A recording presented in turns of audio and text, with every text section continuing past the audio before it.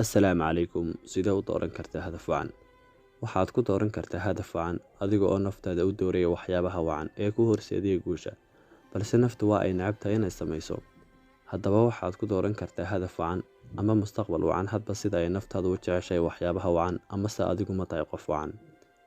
Haddii aad tahay qof wacan, waxyaabaha wacan iyaga ayaa ku imanaya, waayo qofka uu ka dadaal badan yahay ayuu ka heli ogyahay guusha ka aan dadaalin. Intaas marka laga yimaado, waxaad hadaf wacan ku dooran kartaa adiga oo qaada tallaabooyinkan. 1. Ku xidh naftaada wax Rabbi raallida ka yahay. 2. Hadafka aad samaysanaysaa ha noqdo mid la gaari karo, yacni buur ha isku dooran. 3. Ha noqdo hadafkaagu mid waqti leh oo waqti ku salaysan. 4. Ha noqdo mid qeexan. 5. Waa inuu noqdaa hadaf la cabiri karo.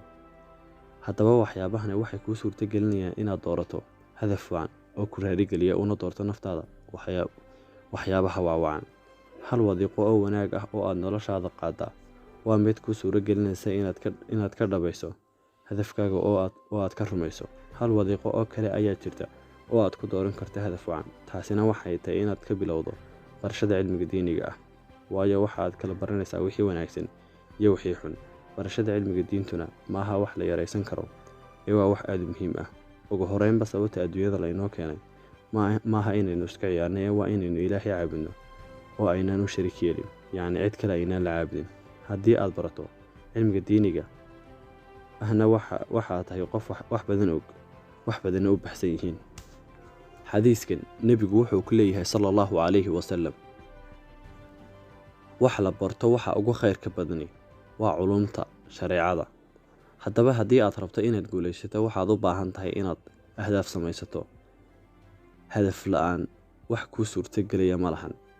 Hadaf samaysigu keliya kaama caawinayo jihada ay naftaadu u socoto, balse wuxuu sidoo kale kaa caawinayaa inaad hesho halbeeg aad ku cabirto inaad waddada guusha ku joogto iyo in kale. Waxa kale oo muhiim ah inaad qorto hadafkaaga. Qoritaanku waxa uu ka dhigaa ahdaaftaada wax dhab ah oo la taaban karo. Ma heli doontid marmarsiyo aad ku tiraahdo waan ilaabay ahdaaftaydii, waayo dhammaan ahdaaftaadii waa ay ku qoran yihiin. Waxa kale oo iyana muhiim ah inay ahdaaftaadu noqdaan kuwa ku khuseeya. Ahdaaftaadu waa inay noqdaan kuwa waafaqsan jihada aad noloshaada aad rabtid inaad u qaado. Marka aad ahdaaftaada waafajiso jihada noloshaada, waxaad awoodda saaraysaa waxay tahay inaad qabato si aad ahdaaftaada u gaadho. Haddii aad samaysato ahdaaf ballaaran oo aan waafaqsanayn waxa aad doonaysid noloshaada, waxaad iska lumin doontaa waqtigaaga aadka u muhiimka ah.